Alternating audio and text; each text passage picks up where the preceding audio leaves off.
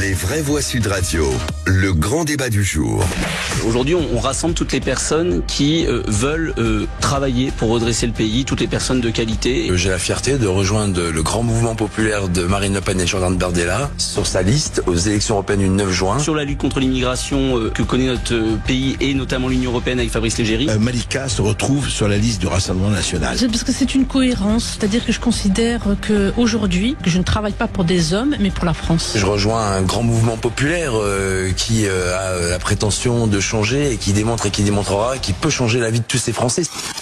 Et donc cette nouvelle recrue pour le Rassemblement national, l'ancien porte-parole du syndicat indépendant des commissaires de police, Mathieu Vallet, qui rejoint la liste de Jordan Bardella pour les élections européennes. Il sera numéro 3. Avant lui, l'ancien patron de Frontex, Fabrice Légéry, et aussi l'essayiste Malika Sorel, qui avait aussi rallié le Rassemblement national. C'était en mars dernier. Alors parlons vrai. Est-ce que le RN frappe fort avec ces 3 ralliements? Est-ce que la dédiabolisation est terminée puisque des personnalités n'hésitent plus à rallier le RN? Est-ce que leur arrivée renforce la crédibilité de ce parti? L'arrivée d'experts va-t-elle mettre fin au procès en incompétence contre le RN? Vous dites oui à 54%.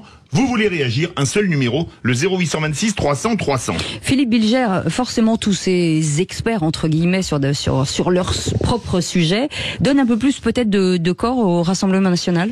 Franchement, je ne suis pas ébloui par le fait que sur la liste du Rassemblement national arrivent les 3 personnalités dont vous avez parlé. Je ne sous-estime pas du tout Fabrice Légéry.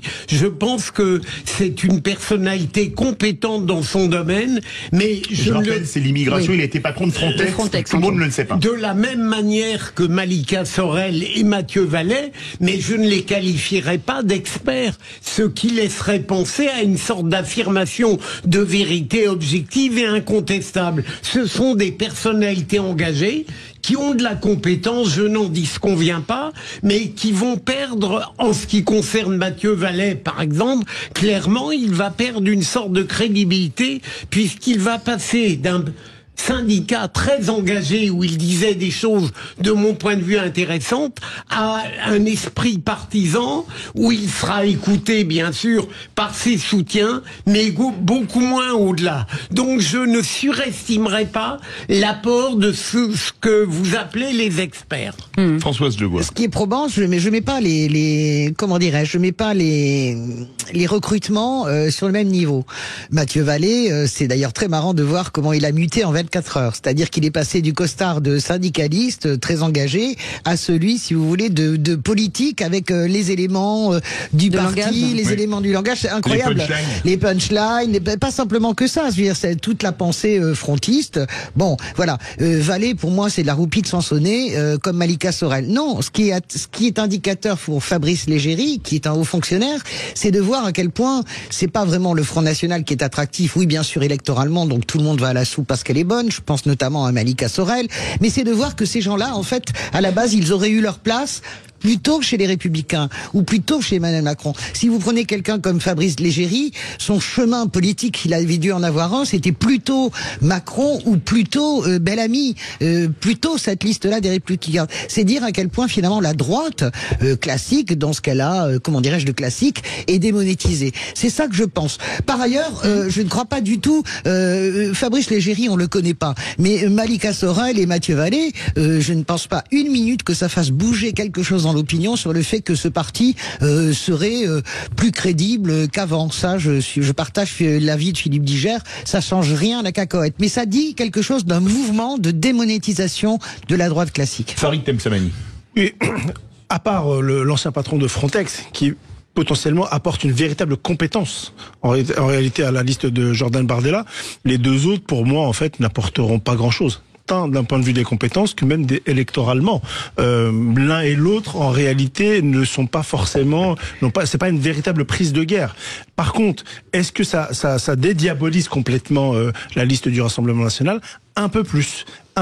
Pourquoi? Parce qu'en fait, vous avez une petite musique qui s'installe, notamment chez les hauts fonctionnaires, en disant, voilà, la question, il y a encore quelques années, de dire on pourra jamais travailler avec le Front National et maintenant le Rassemblement National. Aujourd'hui, petit à petit, vous avez des hauts magistrats, vous avez également des hauts fonctionnaires, des préfets ou des anciens préfets qui vous disent potentiellement, pourquoi pas demain. Et c'est quelque chose de relativement nouveau. Et à mon avis, c'est en cela que... On ose le dire maintenant. On ose le dire et on dit demain, s'ils accèdent au pouvoir, pourquoi pas. Et c'est là que ça devient le très dangereux. Néanmoins, sur les prises de guerre, on parlait de ce commissaire, de cet agent de cet agent de police. Ça n'est absolument pas le cas. Vous vous souvenez quand les LR, notamment Nicolas Sarkozy, avaient réussi à recruter Pechnard, qui était quand même directeur de la police nationale. C'est largement autre chose. Je ne veux pas. Oui, mais sauf que Mathieu Vallet est très influenceur. Il vient d'un point de vue de la communication, sur les réseaux sociaux, Françoise. Oui, complètement. À l'époque. D'un point de vue de la communication, c'est complètement vrai. Maintenant, d'un point de vue de la pure compétence, notamment chez ses collègues, j'ai quelques doutes là-dessus. Il y a un commentaire, c'est Alex Siné qui dit ça ne changera absolument rien puisque les procès d'incompétence du RN sont purement idéologiques. Qu'est-ce que vous en pensez? Quoi qu'ils fassent, on dira toujours qu'ils sont incompétents. C'est évident. Mais je récuserai un tout petit peu ce qu'a dit Françoise. Je suis pas persuadé que ça démontre la démonétisation des Républicains. Ça démontre seulement deux choses. C'est que il y a un certain ton extrémiste qui plaît davantage à des gens comme Malika Sorel et Mathieu Vallet. Et deuxième élément, et puis évidemment l'aspiration à la victoire et le fait qu'on a l'impression que le RN, lui, mettrait en œuvre ce qu'il promet, alors que je n'y crois pas une seconde. Allez, on va demander au standard. Je voulais juste dire sur la compétence, pour répondre aux gens qui nous parlent sur Twitter, c'est vraiment de la fumisterie totale. C'est-à-dire que ça va être intéressant d'ailleurs de voir cette campagne. Elle commence à peine quand on va commencer à titiller Bardella sur les vrais sujets. Je regardais son meeting parce qu'évidemment je regarde tout à l'écluse. Il dit si vous voulez en finir avec la préférence nationale, etc., votez RN. Rien de tout ça n'est d'une compétence européenne. Jordan Bardella ne dit rien, à part l'immigration. Sur les sujets, c'est une vacuité. Bien sûr que le RN est assez incompétent. Regardez le programme du RN. Commencez à tester Marine Le Pen en profondeur. Je voulais vous poser une question. Ouais. Mais quand vous avez un gouvernement qui fait un budget en se bourrant de 10 milliards, est-ce qu'il peut donner des leçons de compétences? Mais en tout cas, dans l'esprit des gens, oui. En tout cas, dans l'esprit des gens, oui, absolument. Marine Le Pen et Jordan Bardella, dans les débats, c'est pour ça qu'il en fait peu. Il a tout à fait raison, de mon point de vue, de pas s'exposer. Parce que quand il va s'exposer, il est évident que derrière les punchlines et les selfies, ça ne suffit pas pour gouverner. Gabriel Attal, dans un autre genre, puisqu'on peut dire que c'est les deux phénomènes un peu politiques du moment, va s'apercevoir que les phrases magnifiquement prononcées à l'Assemblée nationale, ça ne règle pas les problèmes sur le terrain, et les gens voient tout. Et moi, je pense que ce manque de densité-là, il n'est pas idéologique, il est tout simplement réel. Et on verra si nos auditeurs voient tout. Adrien, qui est avec nous de Brest. Rebonsoir, Adrien. Un Breton. Bonjour. Un Breton bretonnant. Voilà, un Breton. À Brest, c'est des Bretons, oui.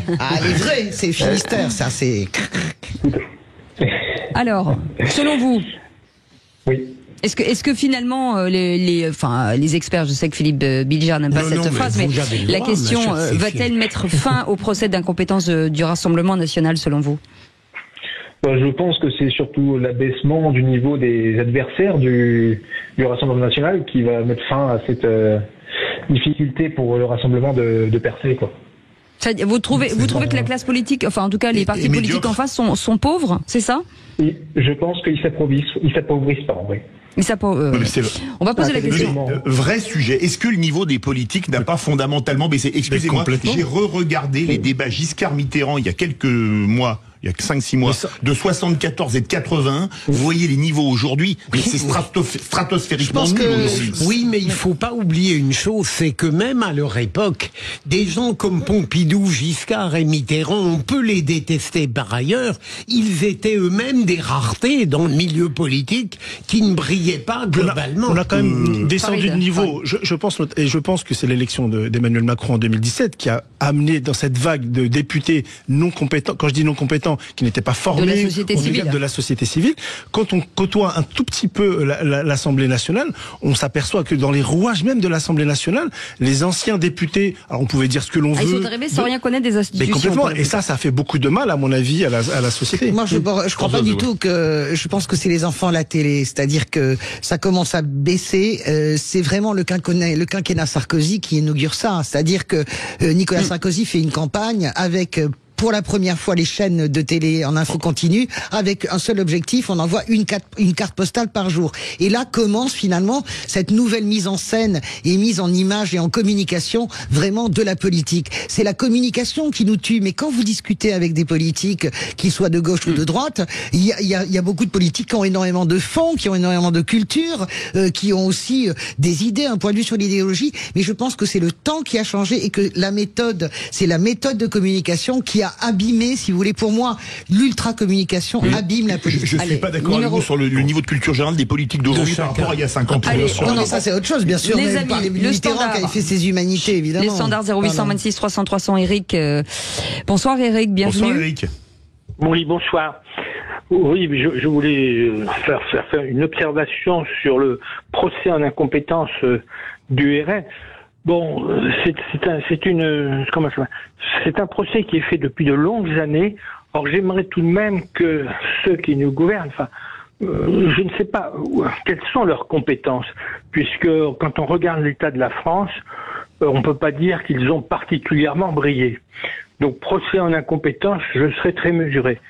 En revanche, sur les 3 personnes là que vous avez évoquées en disant est-ce que c'est la fin du procès en incompétence, personnellement, je pense que le débauchage, quelle que soit la famille politique, se glorifier du débauchage, ce n'est jamais très productif pour le parti qui débauche. Mais il n'y a pas de débauchage là, pardonnez-moi.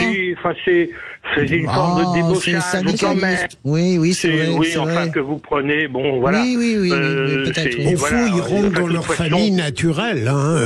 Ça n'est pas bouleversant de penser que Mathieu Vallet va au Rassemblement National. J'aurais été étonné qu'il aille sur la liste de Glucksmann, par exemple. Fabrice ou Malika Sorel. Écoutez, Malika Sorel, dit-on, elle est allée frapper à la porte de Macron. Macron n'en a pas voulu, etc. Donc elle est allée au Rassemblement national. Ça donne pas une belle image du politique. C'est-à-dire que c'est une élection à la proportionnelle, donc on se bat pour être dans les 10 premiers numéros. Ça donne. En fait, on n'est pas dans la conviction de ce que vous dites. On n'est pas dans la conviction, on est juste dans la carrière, en fait. Voilà, on est dans la carrière, et puis ou si c'est pas la carrière, c'est une fin de carrière en disant elle est assez juteuse, j'ai une belle indemnité de parlementaire européen, c'est bien, je fais travailler mon cerveau, voilà. Non, je pense que c'est pas bon dans l'ensemble. Voilà. Alors, on va faire réagir les vraies voix. Philippe Bilger. Moi, je suis toujours gêné quand on fait une appréciation globale. Je ne doute pas un seul instant que pour certains, il y ait ces appétences un peu vulgaires, mais il n'y a jamais ça tout seul. Même chez les politiques les pires. Je crois qu'il y a toujours quelque chose d'autre. Alors peut-être que là, comme dans d'autres domaines, quand je me fais flouer dans le jeu, je suis naïf. Mais moi je suis d'accord avec Philippe. Bien sûr qu'il y a parfois une part, de confort, mais à la base de tout politique, et c'est ça qui est remarquable, il y a quand même aussi une conviction et un engagement. Donc sur ces débauchages, je pense qu'il faut pas en faire des caisses. Bardella va évidemment, Jordan Bardella va triompher sans aucun doute possible. Je sais pas si c'est de 10, 12, 14 ou de 5 ou 6 points, mais ça changera pas grand-chose. La vraie recomposition qu'il va falloir voir, c'est à gauche qu'elle va avoir lieu, la recomposition qui arrive en premier. On va voir si les Républicains résistent. Allez, il faut bien remettre en place les enjeux de ces européennes. Ça n'est pas le premier étage de la fusée, de la présidentielle. Sinon, en 2019, Marine Le Pen aurait été élue en 2022. Sinon, Matteo Salvini, qui a gagné avec 34% il y a quelques années, serait encore Premier ministre. Les Français ne se trompent pas d'élection. C'est ça que je veux dire. Ils ne se trompent pas d'élection. En même temps, ils sont frustrés. Ils ont envie d'en avoir. Et ils ne se trompent pas d'élection, sauf que c'est la dernière avant l'échéance présidentielle. Comme toujours, effectivement. Et c'est, et non seulement au-delà que c'est la dernière Républicains dans une majorité relative à l'Assemblée nationale. Et effectivement, le président de la République va avoir de plus en plus de difficultés parce que le Rassemblement national, une fois qu'il aura gagné ses européennes, va pouvoir dire, alors je suis complètement d'accord, à Bruxelles, en réalité, ils ne pèseront pas grand-chose. On est complètement d'accord. Mais la difficulté, c'est que l'image qu'il en restera d'ici la campagne des prochaines présidentielles, c'est de dire, voilà, sauf que l'écart, cette fois-ci, sera de plus en plus important. Pour ce qui est des débauchages, moi je suis complètement d'accord avec ce qu'a dit l'auditeur. Eric, pardon. En réalité, ces trois. Alors, je mettrai pas l'ancien patron de Frontex, je le mettrai peut-être à part. Où là, effectivement, d'un point de vue technique, je pense qu'il est véritablement convaincu de la possibilité d'agir au nom du Rassemblement national. Mais pour moi, les deux autres, c'est la potentielle carrière politique. De manière très facile et honnêtement. Et tous les partis font ça. Exactement. Je pense à Édouard Martin chez nous sur la liste socialiste. Après, c'est un choix de vie. Les premiers à le faire, il me semble que c'est la France Insoumise qui le fait régulièrement aux élections européennes, pas que celle-ci, régulièrement. Donc moi je suis absolument pas étonné. Et tous les partis en particulièrement. Vous ne savez pas qu'Harry Vatanen était candidat sur la liste UMP. Harry Vatanen, champion du monde de rallye. À chaque fois, on est des... Tout à fait logique. Ce qui est toujours malheureux, ce sont les véritables militants, ceux qui ont véritablement travaillé et donné de leur temps, notamment, et de leur énergie, notamment à ce parti en particulier, qui justement se voit déclassé finalement sur la liste. C'est très bien ce que vous dites, parce que j'ai Jeanlin Lacapelle, par exemple, qui est quand même un des plus proches de Marine Le Pen. Je crois qu'il est débarqué de la liste justement pour pouvoir faire de la place, alors que lui, je n'ai rien de commun avec le Rassemblement national, mais dans cette délégation française qui ne fout rien, mais alors strictement rien, à commencer par Bardella, c'est un des rares qui faisait un peu quelque chose. Et lui, évidemment, il est sacrifié sur l'autel des prises de guerre. Voilà. Merci, mes amis. Merci beaucoup, Eric. Adrien, vous restez avec nous.